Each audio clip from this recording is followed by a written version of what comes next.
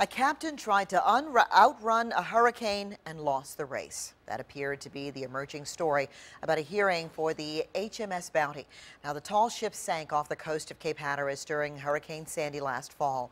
2 people died, including the captain, who presumably went down with the ship. 10 on your sides, Ann McNamara was there for the hearing in Portsmouth this morning. Ann.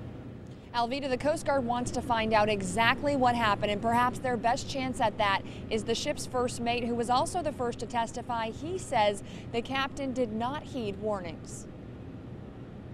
30-foot seas and 50-mile-per-hour winds left the Bounty's first mate with trauma from head to toe. The tall ship turned over in the hands of Hurricane Sandy. Because of the motion, the ship had decided to go out along the mast, which at that point was almost horizontal, and jumped into the water and struggled to get free of the ship, was taken underwater a few times, and then eventually made it free of the ship. First mate John Svensson swam for 3 hours before the strobe of a C-130 spotted him in the water.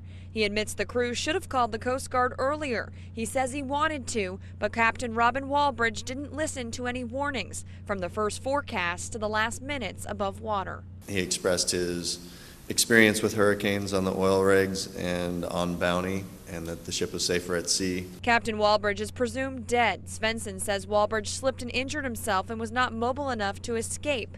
Svensson last saw him walking toward the stern. I said, I think it's time for us to abandon ship, and he said, no, I think we got more time.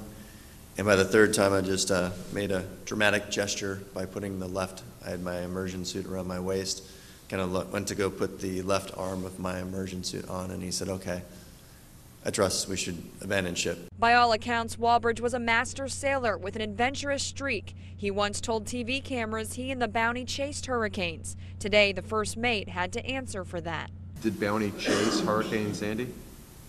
Not in my opinion.